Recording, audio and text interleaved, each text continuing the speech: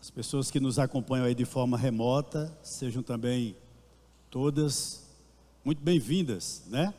Se você está nos visitando pela primeira vez hoje, ou se você está nos acompanhando pelas redes sociais, a partir de hoje, nós estamos aqui em uma série de estudos na carta de Paulo aos Romanos. Já há alguns domingos, a gente tem exposto essa carta. Nós começamos desde a introdução, foram 2 aulas para a introdução dessa carta, e já caminhamos do versículo 1, do capítulo 1, até o verso de número 17. E hoje, nós vamos do verso 18 até o verso de número 25, tá bom? Hoje nós estaremos indo do verso 18 até o verso de número 25. Eu chamo por gentileza e peço por gentileza que você abra a sua Bíblia, chame a sua atenção para esse texto. Romanos 1, do 18 até o 25, será o texto que nós estaremos expondo na manhã de hoje. Os irmãos encontraram aí? Amém? Podemos ler? O texto sagrado nos diz assim: a ira de Deus se revela do céu contra toda impiedade e injustiça dos seres humanos que, por meio da sua injustiça, suprimem a verdade. Pois o que se pode conhecer a respeito de Deus é manifesto entre eles, porque Deus lhes manifestou. Porque os atributos invisíveis de Deus, isto é, o seu eterno poder e a sua divindade, claramente se reconhecem desde a criação do mundo, sendo percebido por meio das coisas que Deus fez. Por isso, os seres humanos são indesculpáveis, porque tendo o conhecimento de Deus, não o glorificaram como Deus, nem lhe deram graças. Pelo contrário, se tornaram nulos em seus próprios raciocínios, e o coração insensato deles se obscureceu. Dizendo que eram sábios, se tornaram tolos, e trocaram a glória do Deus incorruptível por imagens semelhantes ao ser humano corruptível, às aves, aos quadrúpedes e aos répteis. Por isso, Deus os entregou à impureza, pelos desejos do coração deles, para desonrarem o seu corpo entre si. Eles trocaram a verdade de Deus pela mentira, adorando e servindo a criatura em lugar do Criador, o qual é bendito para sempre. Amém. Vamos orar?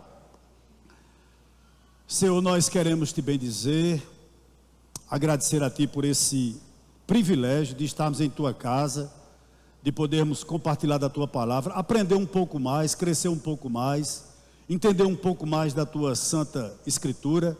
Isso é privilégio para nós.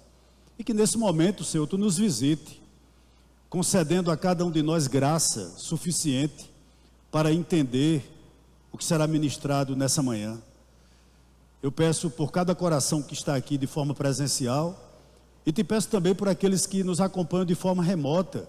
E já te apresento também as pessoas que irão ter acesso a esse conteúdo dessa ministração posteriormente.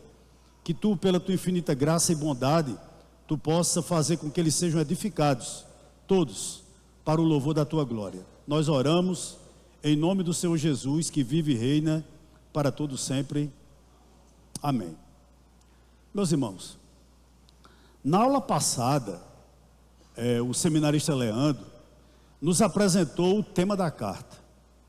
Ele expôs o versículo 16 e o versículo 17 do capítulo de número 1 de Romanos. E o tema dessa carta é a justificação pela fé. Nos foi exposto na última aula. Interessante que o apóstolo, nesse texto que nós iremos analisar hoje, o escritor sagrado, ele vai dizer algo interessante. Ele vai argumentar de uma maneira irrefutável que tanto os gentios quanto os judeus são absolutamente culpados diante de Deus. Ele vai nos dizer, do verso 18 que nós estaremos analisando, até o capítulo 3, verso 23, exatamente isso. O quê? Que os gentios pecaram contra a revelação natural. Mas da mesma forma, os judeus, o povo de Deus, pecaram contra a revelação especial. E ambos, ou seja, tanto judeus quanto gentios, precisam de igual forma ser salvos. E ambos os povos, tanto judeus quanto gentios, que somos nós, né? Na realidade, eles precisam ser salvos pela pessoa de Jesus Cristo. Então, o texto em destaque não é apenas uma radiografia da sociedade gentílica dos dias de Paulo, ou da sociedade judaica. Absolutamente não. O texto que nós iremos analisar hoje, até o verso 23 do capítulo 3, que nós não iremos fazer a exposição hoje, nada mais é do que um diagnóstico sombrio da condição do homem contemporâneo. Eu gostaria que você guardasse essa informação na sua mente. Olhe para o verso 18, por gentileza. Paulo começa a dizer o seguinte: a ira de Deus se revela do céu contra toda impiedade e injustiça dos seres humanos, que por meio da sua injustiça suprimem a verdade. Olha que coisa interessante. Ao analisar esse texto, ao me debruçar sobre esse texto, eu cheguei a um diagnóstico muito claro. Qual? Que Paulo, ele não está muito preocupado em ferir os mais sensíveis. Não. Ele não tem essa preocupação, não que ele seja um mal educado.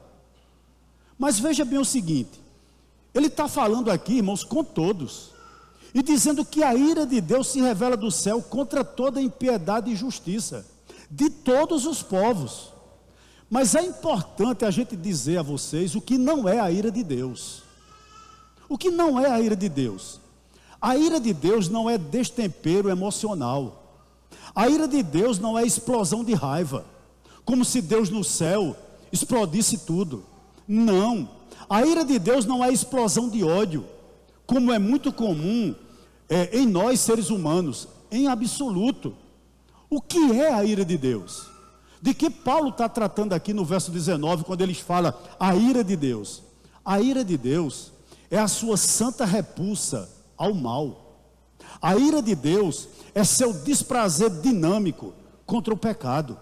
A ira de Deus consiste na sua santa reação contra aquilo que é contrário à sua santidade. Isto é a ira de Deus, que Paulo nos apresenta aqui. Eu gostaria que você entendesse, a ira de Deus não é vingança, nem tampouco fraqueza da parte de Deus, em absoluto. Em absoluto. Por que eu estou querendo primeiramente esclarecer isso? Porque, irmãos, na nossa mente, o contrário de ira é o quê? É amor, não é verdade? E aqui nesse texto, ele está nos apresentando o conflito moral. Então, quando Paulo fala aqui de ira, o contrário de ira aqui não é amor. O contrário de ira aqui, nesse contexto, é neutralidade. Sabe o que Paulo está querendo nos dizer? A partir do verso 18, abra seus ouvidos por gentileza. Que Deus jamais ficará indiferente ao pecado. Eu vou repetir, que Deus jamais ficará indiferente ao pecado. Por quê? Porque o pecado é uma afronta à sua santidade e à sua majestade. O que é que eu estou querendo dizer aqui? A gente vai ver na exposição desse texto. Você não vai pecar e vai ficar por isso mesmo. Nem pense nisso. Não. Deus não vai se manter neutro em momento algum para uma pessoa que peca, em absoluto. É isso que Paulo está nos dizendo. Olha ainda no verso 18. Ele diz o seguinte, que a ira de Deus se revela do céu. O que é que o escritor está querendo, irmãos, nos ensinar ou nos alertar? Que é, ao meu ver, de suma importância. Primeiro, a manifestação da ira de Deus é contínua. É isso que Paulo está dizendo. E o pecado a atrai. Eu gostaria de lembrar a igreja do Médici hoje pela manhã. Foi assim no dilúvio. Foi assim em Sodoma e Gomorra. Foi assim quando Deus enviou as pragas do Egito. E lá na frente a gente vai ver que ainda é assim hoje. O problema é que a gente não vê mais, né? A gente não vê mais. Segundo, a ira de Deus não é só a manifestação da ira de Deus de uma forma contínua. A ira de Deus vem de cima. Paulo está dizendo que a ira de Deus vem do céu, de onde ele governa, Ou seja, o que é que ele está querendo nos deixar claro aqui? Deus, em hipótese alguma, Ele vai tolerar o mal de forma passiva. De forma passiva, em absoluto. Em outras palavras, todo pecado escondido na terra está aberto diante do céu. E Deus está vendo. É isso que Paulo está nos dizendo aqui. Mas eu faço mais uma pergunta aos amados irmãos com base no verso 18. Qual a causa da ira de Deus?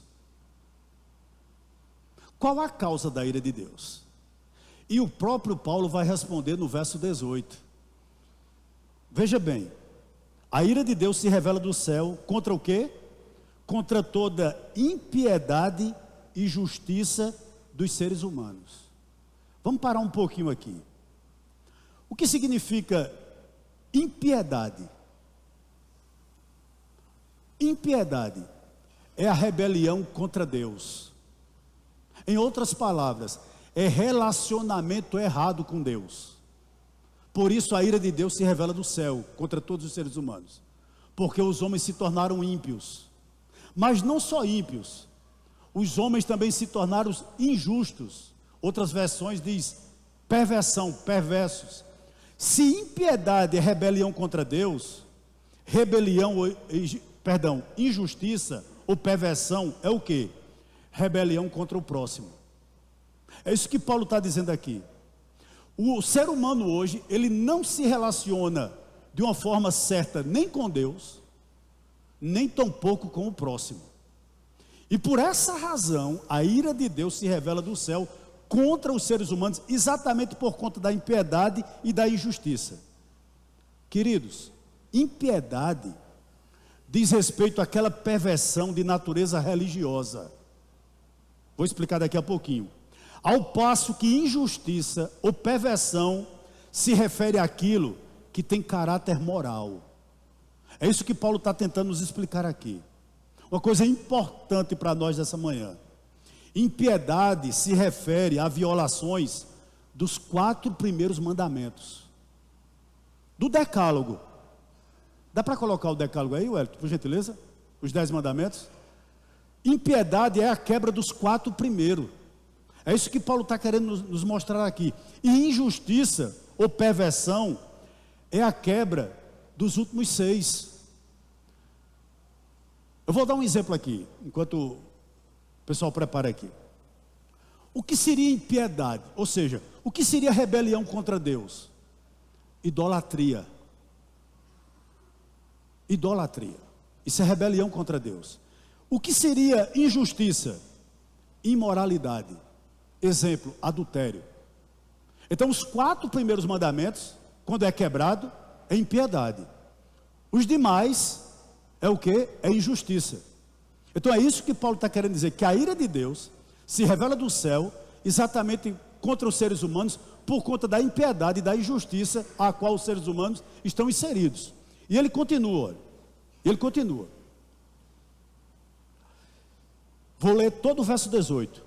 A ira de Deus se revela do céu contra toda impiedade e injustiça dos seres humanos que, por meio da sua injustiça, suprimem a verdade. Vamos parar aqui um pouquinho aqui. Sabe o que significa suprimir a verdade? É que todos os homens, por conta da impiedade ou da injustiça, eles sufocam a verdade, eles abafam a verdade. Isso é muito interessante, irmãos, para que a gente entenda todo o demais estudo aqui que nós vamos estar ministrando nessa manhã. O que é que eu estou querendo dizer? Paulo está fazendo uma afirmação aqui muito contundente. Paulo está dizendo o seguinte, que os homens matam a verdade por afogamento. Qualquer homem.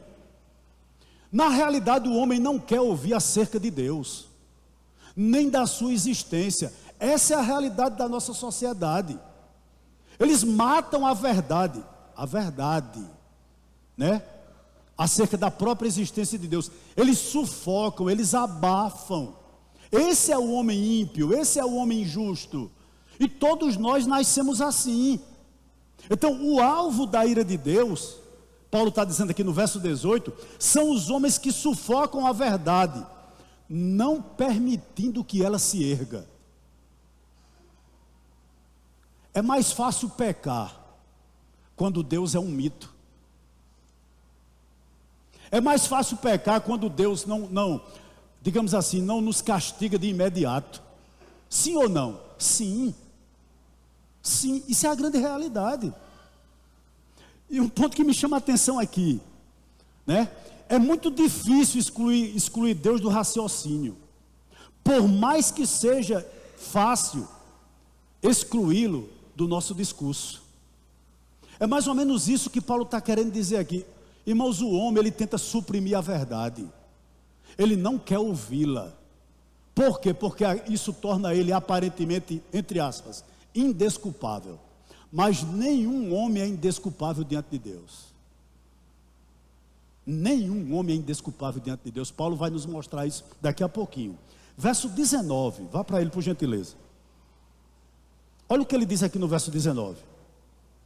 Pois o que se pode conhecer a respeito de Deus é manifesto entre eles, porque Deus lhes manifestou. Vamos parar um pouquinho aqui. Sabe o que Paulo está dizendo? Eu me lembrei muito da minha família, né? Dos meus antepassados, quando eu li esse texto 19 e o 20, porque eu me questionava muito. Eu digo, meu Deus, como é que pode alguém que mora no Cariri, no sertão, naquele lugar, Senhor, que não tem absolutamente nada, ou não tinha, né? Há 40 anos atrás, há 50 anos atrás, presença evangélica nenhuma, e eles não serão salvos, né? A gente não pensa assim. É injusto, enquanto a gente tem tanto privilégio, como a mulher de Ló, por exemplo, de ouvir a verdade. Nós somos privilegiados, irmãos. Todos nós que estamos aqui somos privilegiados ao sentarmos num lugar como esse e ouvir acerca de Deus. Aí você imagine aquele que nunca sequer teve uma vírgula do Evangelho, nunca recebeu um panfleto do Evangelho. O que será dessa pessoa? Verso 19. Sabe o que Paulo vai nos dizer? Que mesmo sem possuir a revelação especial, ou seja, sem ter uma vírgula sequer da palavra de Deus, o homem possui revelação de que Deus existe. É isso que ele está dizendo aqui no verso 19. Como a sequência no verso 20 vai indicar. Sabe o que Paulo vai nos dizer? Que por meio da criação, da natureza, Deus se fez e se faz conhecer ao homem. Mas o homem tira onda de doido, como se Deus não existisse. Olha o verso 20. Se não é isso, Paulo vai explicar agora. Porque os atributos invisíveis de Deus, isto é, o seu eterno poder e a sua divindade, o quê? O quê? Claramente se reconhecem desde a criação do mundo, sendo percebido por meio das coisas que Deus fez. Por isso, os seres humanos são o quê? Indesculpáveis, né?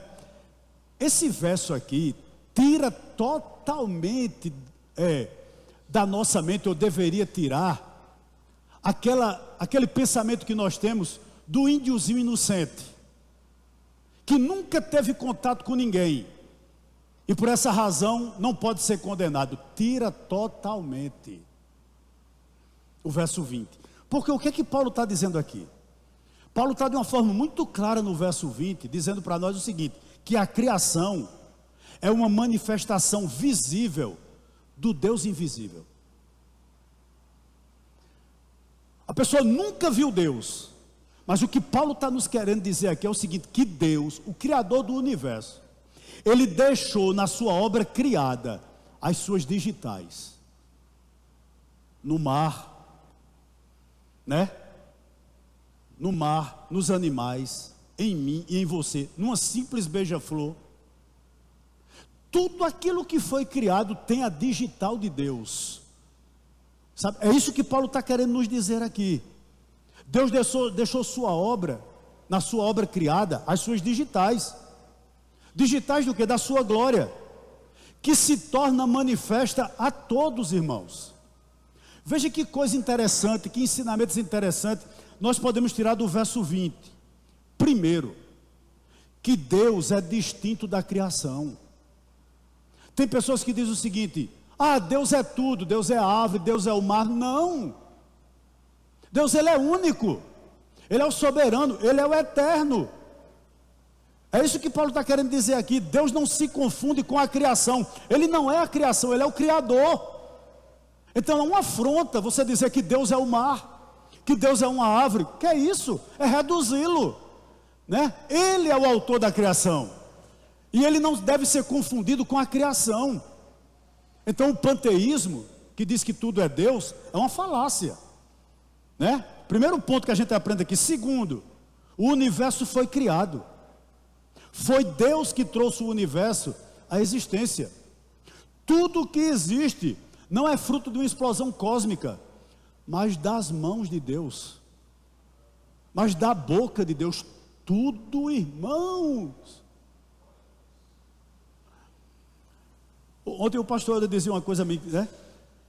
Ele dizia que a operação do pastor Valberto, a cirurgia em si foi um sucesso.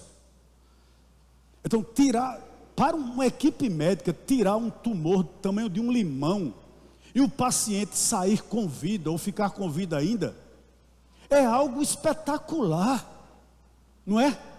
Para Deus, irmãos, isso não é nada. Quantas ramificações nós não temos no nosso cérebro? Dizem que são milhões, e o arquiteto do universo fez tudo isso, né? Então é isso que Paulo está querendo nos dizer. É isso que ele está querendo nos dizer aqui no verso 20, né? Ou seja, ele está dizendo o seguinte: que a criação manifesta a glória de Deus. Base bíblica para isso, ou correlacionado com isso, o Salmo 19, verso 1, diz o seguinte: olha, os céus proclamam a glória de Deus, e o firmamento anuncia as obras das suas mãos. Verso 20 do texto que nós estamos lendo. Todo o cosmo é um testemunho eloquente da existência de Deus. Isso torna todo homem indesculpável diante de Deus. Que coisa, queridos. Mas deixa eu pontuar algo aqui que eu acho que é necessário a gente ouvir nessa manhã.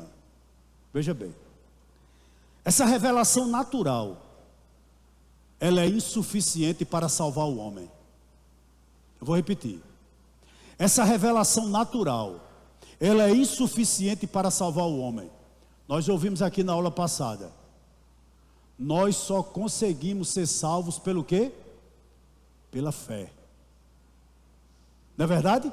E é necessário que a gente seja apresentado ao autor da nossa fé. Não é verdade? Isso é claro demais. Porque o Evangelho é que é o poder de Deus para a salvação de todo aquele que crê. Porém, essa revelação natural à criação, ela é suficiente para nos responsabilizar. Para nos responsabilizar. E isso aqui é muito sério. Por que eu digo que isso é muito sério? Porque a Bíblia está nos ensinando aqui que todos os homens são indesculpáveis perante Deus. Por quê? Porque a verdade tem se manifestado a eles, tanto na criação quanto na consciência. Todos somos indesculpáveis. Todos somos indesculpáveis, queridos. Veja bem, e aqui a gente já vai para o verso 21 daqui a pouco. Ninguém, absolutamente ninguém, poderá chegar diante de Deus no dia do juízo e dizer o seguinte: eu não sabia que o Senhor existia. Ninguém. Ninguém chegará no dia do juízo e vai dizer o seguinte a Deus: eu nunca fui apresentado a ti. Sabe por quê? Porque Deus vai dizer o seguinte: a sua consciência que está dentro de você, e a criação, toda a obra que eu criei, mostrou para você que eu sempre existi. Mas você abafou a verdade. Você não quis conhecê-la. Essa é a grande realidade. Responsabilidade humana. Irmãos, o que é que eu estou querendo afirmar aqui nessa manhã? Todos pecam conscientemente. Não existe aquele inocente que vai pecar, não. Todo mundo peca conscientemente. Não, para isso não precisa ter a revelação do Evangelho para pecar conscientemente, não. Porque todos nós temos o quê? O tribunal de justiça que Deus colocou em cada um de nós. Todos nós, independente de nós sabermos o certo, aliás, o Evangelho, a gente sabe o que é certo e o que é errado. Qualquer cultura do mundo, roubar é errado. Não precisa ter o Evangelho para a gente saber disso. É ou não é? Tribunal de Deus na nossa consciência. Tribunal de Deus na nossa consciência. Paulo está deixando isso aqui de muito, muito claro. Deixa eu fazer um adendo importante aqui nessa manhã, com base no verso 20. Ninguém nasce ateu. Ninguém nasce ateu. Na verdade, o conhecimento de Deus é sufocado. Logo, o que é que eu concluo? Os ateus, eles se fazem assim, porque eles sufocam a verdade. Então o ateísmo não é uma questão intelectual, é uma questão moral. É mais fácil tirar Deus da nossa existência, porque, entre aspas, a gente consegue pecar em paz, né? Ora, Nietzsche dizia isso, né? Um filósofo. Se Deus não existe, pode-se tudo, né? Pode-se tudo. Verso 21 ao 23. Vamos a ele? 21 ao 23. O texto sagrado nos diz assim. Verso 21. Porque tendo conhecimento de Deus, não o glorificam como Deus, nem lhe deram graças, pelo contrário, se tornaram nulos em seus próprios raciocínios, e o coração insensato deles se obscureceu. Dizendo que eram sábios, se tornaram tolos, e trocaram a glória do Deus incorruptível por imagens semelhantes ao ser humano corruptível, às aves, aos quadrúpedes e aos répteis. Do verso 1 ao 23, Paulo vai explicar a rejeição. Olhe para o verso 21, eu vou reler. Porque tendo conhecimento de Deus, não o glorificaram como Deus, nem lhe deram graças. Pelo contrário, se tornaram nulos em seus próprios raciocínios, e o coração insensato deles se obscureceu. Queridos, o problema do homem, à luz desse verso 21, não é a ausência do conhecimento do Deus, mas a negação de Deus. O homem pecador não quer que Deus exista. O que fica claro aqui, com base no verso 21, olhe para ele. O homem tem conhecimento suficiente de Deus para torná-lo indesculpável. Paulo está dizendo isso aqui mais uma vez. Mas o que o homem quer? O homem quer tirar Deus do caminho. O homem quer eliminar Deus dos seus pensamentos. O homem quer banir Deus da sua vida. Isso fica muito claro à luz desse texto. Por essa razão, ainda o verso 21 diz o seguinte, olha. O verso 21. Por essa razão, não o glorificam como Deus. Não o glorificam como Deus, nem lhe deram graças. O que é que Paulo está dizendo aqui, queridos? Que o homem rejeita o conhecimento de Deus de duas formas. Primeira, deixa de glorificar a Deus por quem Ele é. Você é nordestino? Se você é nordestino, ou mais precisamente sertanejo, Você é ensinado que se planta no dia 19 de março para colher em junho. Sabia disso? Porque dia 19 de março é dia de São José, que manda as chuvas. E o sertanejo se prostra diante dessa entidade, dizendo que é ele o responsável pelo inverno, mas não glorifica ao Deus verdadeiro. Mesmo olhando para a criação, para a chuva, para tudo, não dão glória a Deus. Por quê? Porque gostam de se rebelar contra Deus. É isso que Paulo está querendo dizer aqui. Aí a gente pensa que eles são inocentes porque agem assim. Não, isso tem nome, chama-se rebelião deliberada. Deliberada. Fazem isso conhecendo ao Deus verdadeiro, mas gostam de fazer dessa maneira. Irmão, não tem inocente. Não tem inocente. Essa é a grande realidade. Mas ele ainda continua dizendo o seguinte: como o homem rejeita o conhecimento de Deus. Primeiro, deixando de o glorificar por quem ele é o que Paulo está dizendo aqui no verso 21. E segundo, não dando graças a Deus pelo que ele tem. De novo vou citar pastor Hilder. Ele ontem citou uma coisa muito simples, né? Ele estava tomando chá ontem, aí disse para mim o seguinte: como é fácil, né, a gente tomar um chá e engolir, né? E engolir. Não é tão simples assim. Porque o pastor Valberto não consegue fazer mais isso. Você está entendendo o quão, irmãos, às vezes mal agradecidos nós somos por ir ao banheiro, quando milhares e milhares de pessoas hoje dependem de uma máquina para fazer a hemodiálise? Se lembre hoje, quando você for comer, almoçar, que milhões de pessoas no mundo não vão terem hoje uma refeição digna.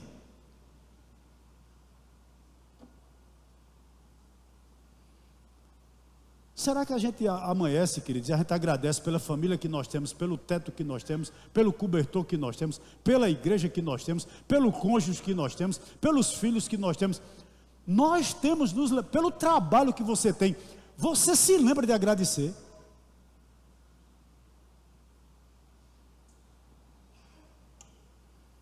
É isso que Paulo está dizendo aqui: o homem rejeita o conhecimento de Deus, quando não o glorifica como Deus, mas também como não o agradece a Ele, pelo que Ele tem, pelo que o homem tem. E quando nós não agradecemos pelo que nós temos, significa o seguinte: ingratidão deliberada. Deliberada. Vá para o verso 21. A parte C, eu vou reler juntamente com o verso 22. O finalzinho da parte do verso 21, a parte C, e o verso 22, nós vamos analisar agora em conjunto. Olha o que a parte C do verso 21 nos diz. Eles se tornaram nulos em seus próprios raciocínios, e o coração deles se obscureceu. Dizendo que eram sábios, se tornaram tolos. 21, a parte C. E o coração insensato deles se obscureceu. O que significa aqui que Paulo está dizendo? Queridos, tudo começa na mente. O que o apóstolo está nos dizendo aqui, ou afirmando aqui, é que o pensamento do homem tornou-se nulo. Como resultado, o homem tirou Deus dos pensamentos. Tirou Deus dos pensamentos. E o verso 22, que ele diz o seguinte, olha: dizendo que eram sábios, se tornaram tolos. Ou seja, Paulo está dizendo que aquilo que começa na mente vai para o coração. Eu sempre digo o seguinte: você é o que você crê.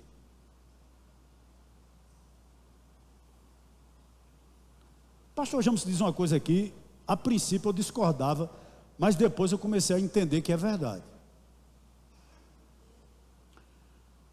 Não adianta gabinete pastoral, irmãos, para quem não tem o Espírito Santo.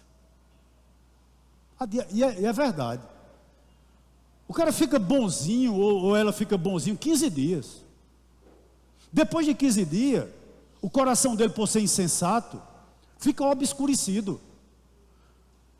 Não é porque o pastor aconselhou mal, é porque a verdade é sufocada, porque quem não tem o Espírito Santo, irmão, essa é a grande realidade. E é isso que Paulo está nos dizendo aqui. O verso 22, ele está dizendo que o que começa na mente, vai para o coração. Eles obscureceram a mente. Então, é lógico que o raciocínio errado leva o coração às trevas. Leva o coração às trevas. Queridos, quando o homem ele perde o conhecimento de Deus, ele perde também a referência de santidade. Quem não teme a Deus, jamais terá uma vida santa. Pode frequentar a igreja há 1000 anos. Sem o selo do Espírito Santo, é impossível ser santo. Não tem como. Não tem como. Né? Porque o que começa na mente, o verso 22 vai nos dizer que desce para o coração. Em outras palavras, quando os homens rejeitam a verdade, eles abraçam a mentira em seu lugar. Não tem como ser diferente, queridos. Quando eu rejeito o Evangelho, eu coloco alguma coisa no lugar do Evangelho. Quando eu rejeito Cristo, eu crio outra coisa para dar lugar, aliás, para preencher, mesmo que em vão, o lugar de Cristo. É isso que Paulo está dizendo. Ele está dizendo o seguinte, que a ausência da verdade sempre assegura a presença do erro. Em todas as áreas da vida. Essa é uma realidade. Preste atenção no que eu vou dizer agora. É fatal confundir esclarecimento filosófico com iluminação espiritual. É fatal. Por quê? Porque o efeito do pecado sobre a mente do homem torna a mente do homem supostamente sábia, quando na realidade ela é tola.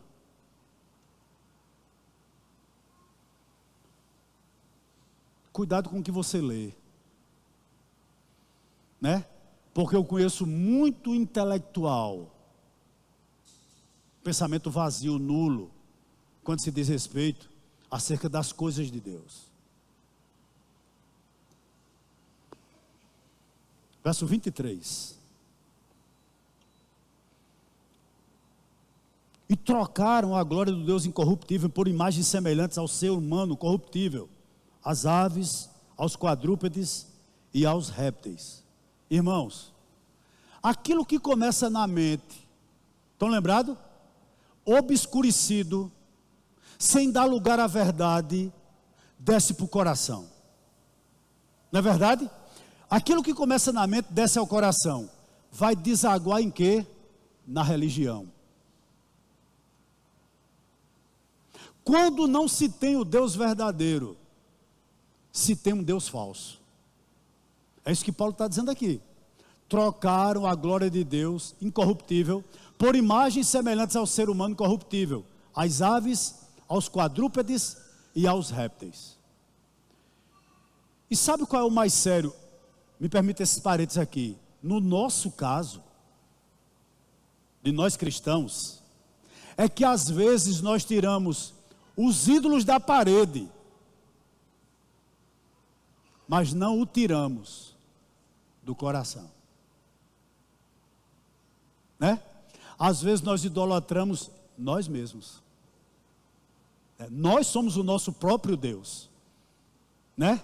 O nosso próprio Deus. Às vezes é um trabalho, às vezes tanta coisa que a gente coloca no lugar de Deus. Mas vamos para cá. A pretensa sabedoria humana de rejeitar o conhecimento de Deus, de mudar a glória de Deus, eles mudam para um Deus aliás, mudam a glória do Deus incorruptível em imagens de homens. Isso é muito claro no nosso contexto, né? De aves, de quadrúpedes, de répteis. E a mais tosca loucura, e é o nível mais baixo da degradação espiritual. Paulo está falando aqui sobre idolatria.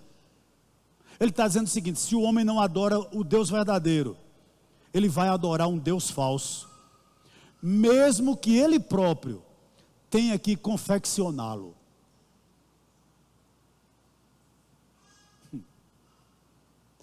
Eu acho interessante que a teologia da prosperidade, ela traz à tona um novo Deus, né?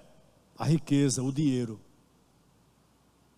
Nós não temos ídolos nas nossas paredes. Nós rejeitamos a idolatria, mas cria no coração dos fiéis, entre aspas, um Deus chamado dinheiro, mamon, né? Esse é um grande problema. Por quê? Por que acontece isso com muita gente, irmãos? Inclusive com os idólatras também. Porque a mente humana nunca é um vácuo religioso. Jamais. Se houver ausência do que é verdadeiro, sempre haverá a presença daquilo que é falso.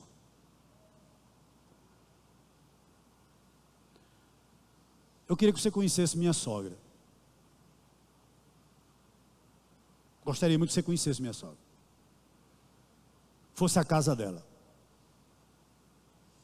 Uma mulher digna, uma mulher honrada, né, irmãos?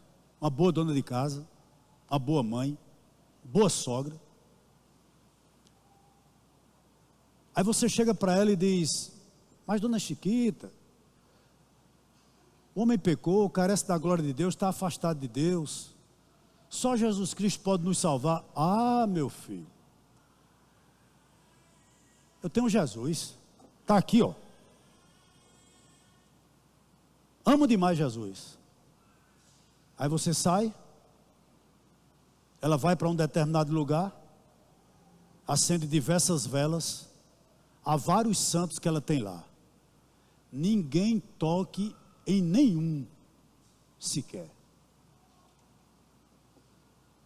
Quando não se tem a revelação da verdade, quando se acredita em uma mentira, essa mentira se apossa do nosso coração.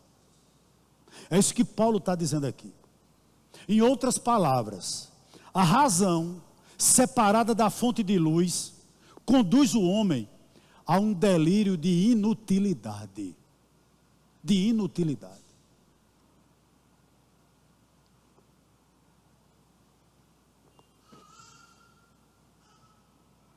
Irmãos,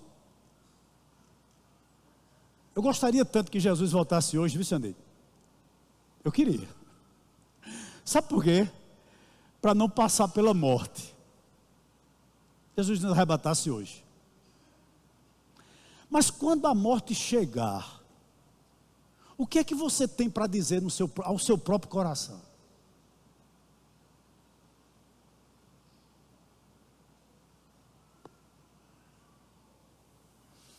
Interessante que, a exemplo de minha sogra, né?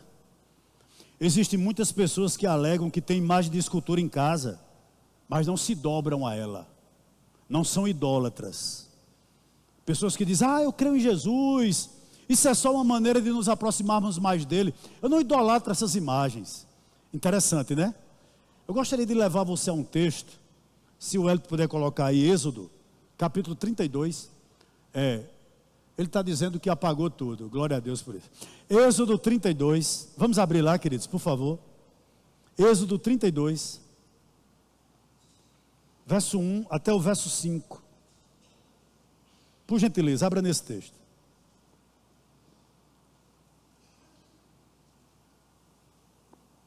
O texto sagrado diz assim: o povo viu que Moisés demorava para descer do monte.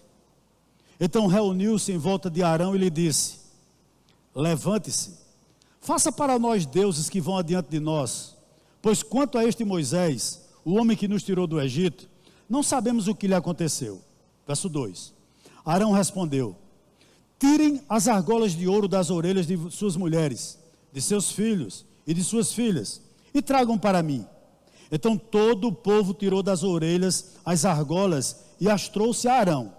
Este, recebendo-as das mãos deles, trabalhou o ouro com buril e fez dele um bezerro de metal fundido. Então disseram: são estes, ó Israel, os seus deuses, que tiraram você da terra do Egito. Presta atenção no verso 5, por gentileza. Arão, vendo isso, edificou um altar diante do bezerro de ouro e fez a seguinte proclamação: amanhã haverá festa ao Senhor. Sabe o que Arão estava dizendo aqui juntamente com o povo? Nós só vamos ser idólatras por um dia. É só um dia. A gente vai adorar esse bezerrinho de ouro. Amanhã a gente retorna a adorar ao Senhor. A minha pergunta para você é o seguinte: o que Deus achou disso? Eu vou lhe dar a resposta. Você vai abrir comigo, por gentileza, o Salmo de número 106.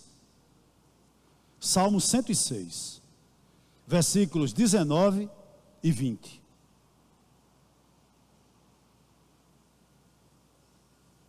O texto diz assim, Salmo 106, versos 19 e 20. Em Horebe, fizeram um bezerro e adoraram o ídolo de metal fundido. E assim, trocaram a glória de Deus pela imagem de um novilho que come capim. A idolatria, por um segundo, é rebelião contra Deus. É assim que Deus encara a idolatria, irmãos. Substituir o Deus incorruptível por criaturas corruptíveis, prostrar-se diante de obras das próprias mãos, é perverter o culto do divino, é desonrar a Deus. Veja, digamos assim, a maneira cruel, né, que a idolatria faz no nosso coração. É substituir Deus por algo que a gente pode confeccionar, que a gente pode fazer, e se prostrar diante disso, né? Para Deus, isso é rebelião contra Ele. É assim que Deus enxerga todo tipo de idolatria. Tá bom? Versos 24 e verso 25. A gente para aqui no 25. Por isso, ou seja, por obscurecer o entendimento, sabe? Por terem-se por sábios por si próprios, por isso, e por serem idólatras, por isso, Deus os entregou à impureza, pelos desejos do coração deles, para desonrarem o seu corpo entre si. Queridos, uma coisa significativa aqui, por pelo menos 3 vezes, verso 24, verso 26 e verso 28, nós somos informados que Deus os entregou. Isso é digno de nota. Em 3 oportunidades, versos 24, 26 e 28, Paulo diz que por esse povo ser dessa maneira, coração obscurecido, sabe? Rejeitarem a verdade, como consequência serem idólatra, Deus os entregou. Em outras palavras, Deus virou as costas para esse povo. Que coisa séria. Deixa eu fazer aqui uma observação que eu julgo importantíssima. Em hipótese alguma, eu não posso ser levado ao extremo. Que extremo, pastor? Que tão logo a idolatria e a imoralidade se apossa de alguém, tão logo isso acontece, ou começa a aparecer, Deus imediatamente diz que pereça. Não é assim. Não é isso que Paulo está querendo dizer. Não é essa maneira como Deus, segundo as Escrituras, trata os pecadores. Por que eu estou dizendo isso aqui? Lá em Gênesis capítulo 4, verso 6 ao verso 7. Você pode ler em casa. Gênesis 4, do 6 e 7. Analise ali como Deus tratou Caim. Deus deu tempo suficiente e chamou Caim ao arrependimento. Disse: o pecado, Caim, jaz sempre à tua porta. Deus estava chamando Caim ao arrependimento, mesmo Caim sendo um imoral, por assim dizer. Matou seu irmão, um corrupto, um assassino. Mas Deus o chamou ao arrependimento. Segundo exemplo que eu gostaria de destacar aqui. Gênesis 6:5. Moisés passou 120 anos pregando a uma geração que não queria nada. E lá em 1 Pedro, capítulo 3, verso 20, diz que Deus exerceu paciência com essa geração. Esperou que aquela geração corrupta, que Noé pregava para ela, se convertesse. Terceiro exemplo de paciência de Deus. Quando ele diz àquele jovem, que se deitava possivelmente com a madrasta, que Paulo exorta o seguinte: que o entregue a Satanás. Em outras palavras ali, a fim de que essa ação pudesse produzir ou conduzir aquele jovem ao arrependimento. O que significava aquilo ali? Irmão, não se surpreenda quando Deus, entre aspas, abandona alguns. Também pode ser prova da sua misericórdia, para que essa pessoa se arrependa e volte ao Senhor. Com algumas pessoas Deus faz isso, entregam a sua própria sorte, para que o próprio adversário trate com aquela pessoa, e aquela pessoa um dia caia em si e retorne ao Senhor. Isaías 19:22 diz isso. Em outras palavras, Deus entrega a algumas pessoas, entre aspas, a sua própria sorte, para que o mundo, para que o próprio diabo ensine a ela que não há outro caminho a não ser o de Jesus, e que ela retorne. É paciência de Deus. Exemplo disso, o filho pródigo. Exemplo disso, esse rapaz aqui, que dormia com a madrasta, e era membro da igreja de Corinto, e Paulo diz: entregue ele a Satanás, ou seja, deixe que Satanás trate com ele fora da igreja, para que um dia ele caia em si e volte. Isso é prova de quê? Da misericórdia de Deus. Há um dito que é muito falado no nosso meio, Se não vem pelo amor, vem como? Vem como? Muitos de nós, inclusive eu não estou aqui pelo amor, não. Estou não. Meu não. Minha conversão foi como a filha da mulher cananeia. Foi experiência com o diabo mesmo. Eu tive que ver o diabo face a face, para que eu reconhecesse que Deus era Senhor.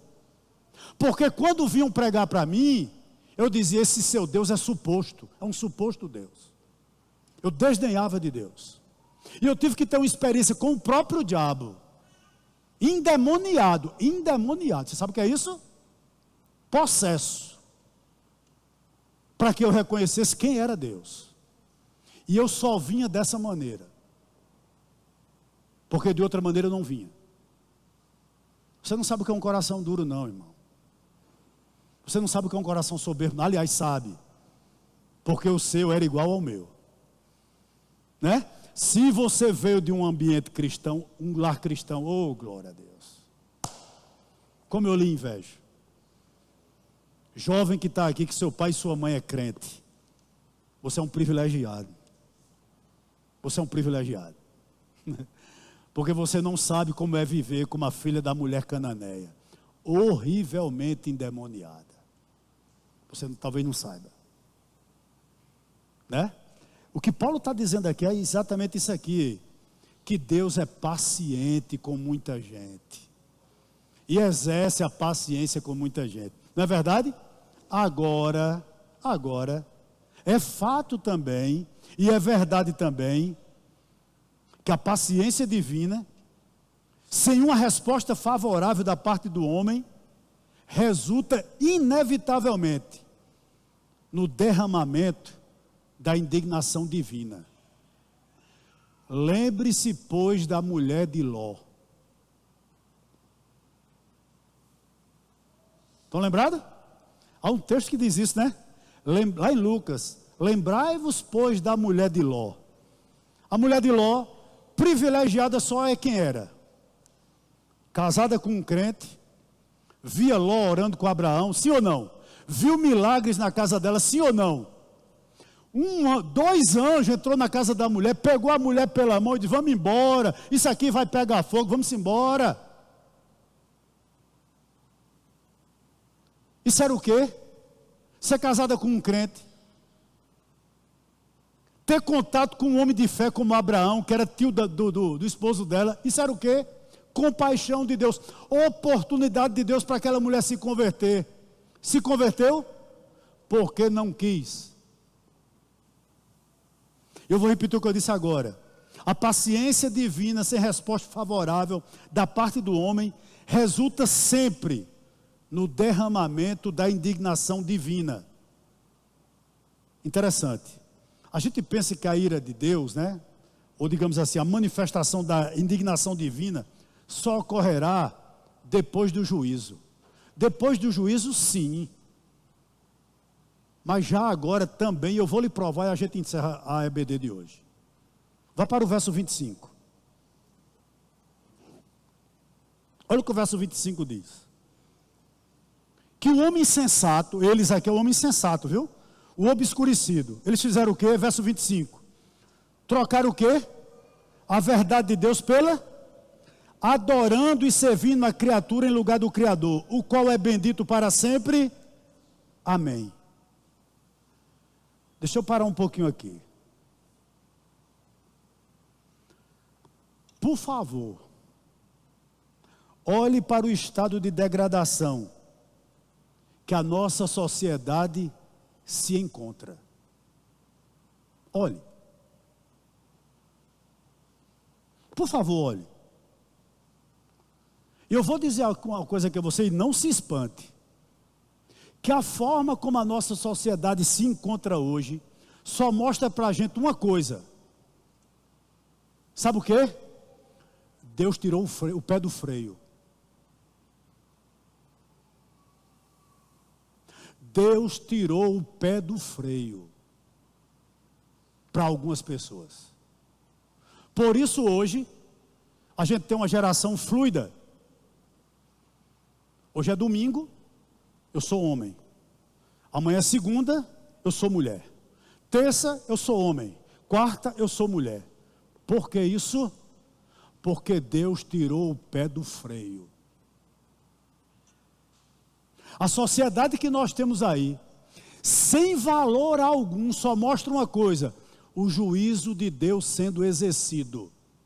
Estão lembrados do que eu disse aqui? Deus virou as costas. Embora que essa virada de costas possa até ser temporário, é verdade. Mas Deus virou. Isso é muito claro, irmãos. Isso é muito claro. Olha, a sociedade que nós temos hoje, guarde isso. Sem sombra de dúvida, como ela vive, é uma manifestação temporal do juízo de Deus. Eu não tenho dúvida disso. Sabe por quê? Porque a misericórdia não correspondida atrai ira.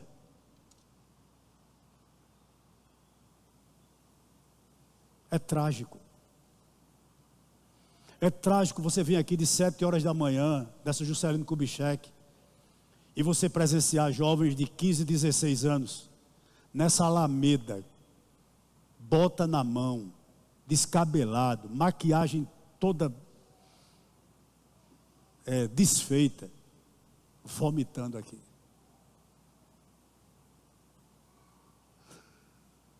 É trágico, irmãos.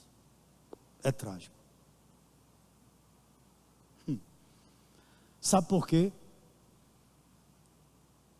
Porque o homem,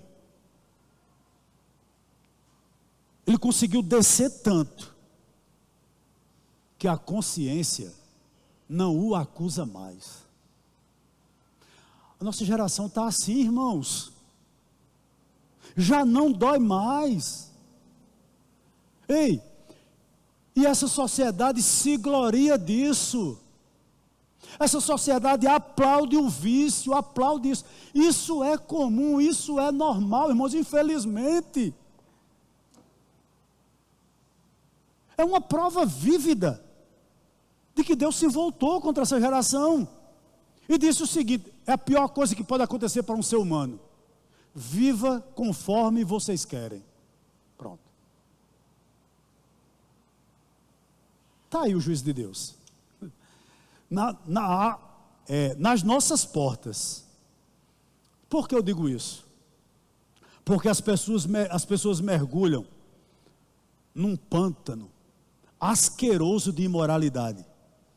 E as pessoas se corrompem ao extremo, sem nenhum constrangimento. O que é isso? O que é isso? Juízo de Deus.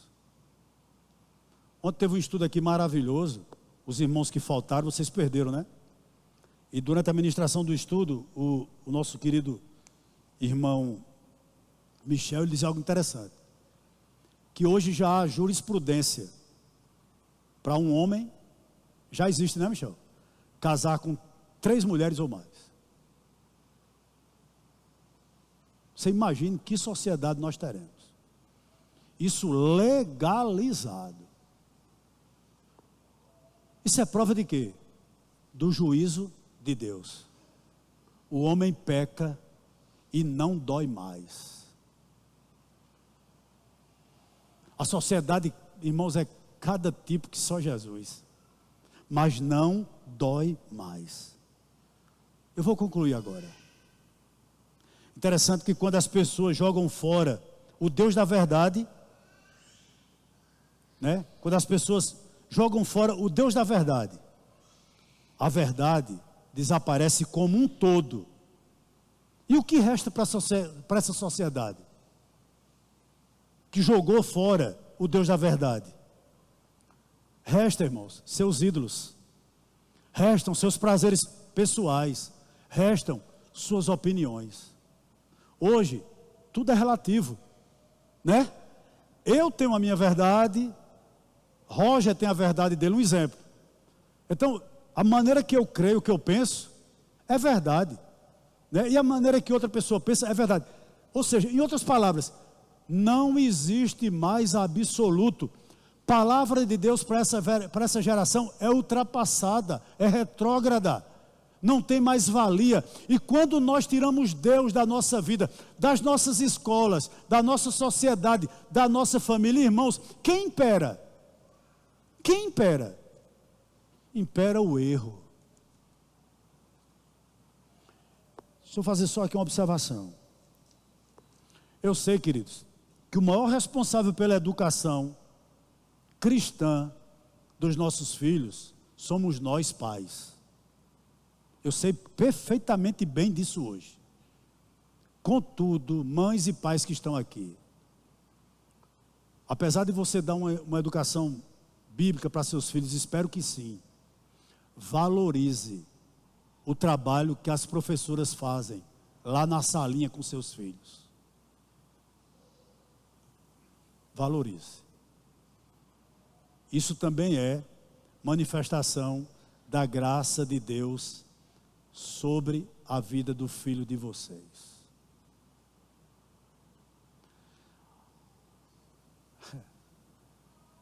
Estava lá na rua onde eu moro, conversando com uma pessoa, uma mãe, e o filho de 14 anos, chegou para ela e disse: vou para o Parque do Povo. E ela virou-se para mim e disse: eu posso fazer o quê? E o guri foi, chegou de madrugada,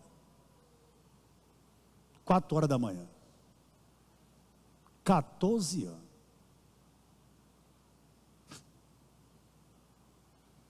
Você está entendendo que isso muito provavelmente não vai acontecer com você, que ensina os filhos no caminho que devam andar? Porque quando ele tiver com 14 anos ou mais, eles não irão se desviar dele? Você está entendendo? Você está entendendo que isso não vai acontecer, que desde pequenininho, ontem eu ouvi isso, né, de Michel, que ele já ora pelo futuro marido de Lelê, né? Letícia tem quantos meses? 10 meses. E amém, Michel e Renara estão orando para que Deus mande um homem crente para ela. E é isso mesmo. Louvado seja Deus por isso. Quem deu essa visão a Michel? Foi ou não foi? Que deu a muita gente aqui. Eu estou usando Michel como exemplo. Eu sei que tem muitos aqui. Eu termino com uma citação de Calvino. Calvino diz o seguinte: não se pode honrar a criatura religiosamente, sem desonrar a Deus, dando a outras a honra que só a Ele pertence. Vou repetir: não se pode honrar a criatura religiosamente, sem desonrar a Deus, dando a outros a honra que só a Ele pertence. Eu gostaria de terminar dizendo o seguinte: se sua mente é cheia do Evangelho, agradeça a Deus por isso. Se você não é inculcado como sábios por vãs filosofias, se você não se tornou um idólatra, seja do que for, é graça de Deus sobre a sua vida. Entenda, você é um privilegiado. Nós somos privilegiados. Louvado seja o nome do nosso Senhor por isso.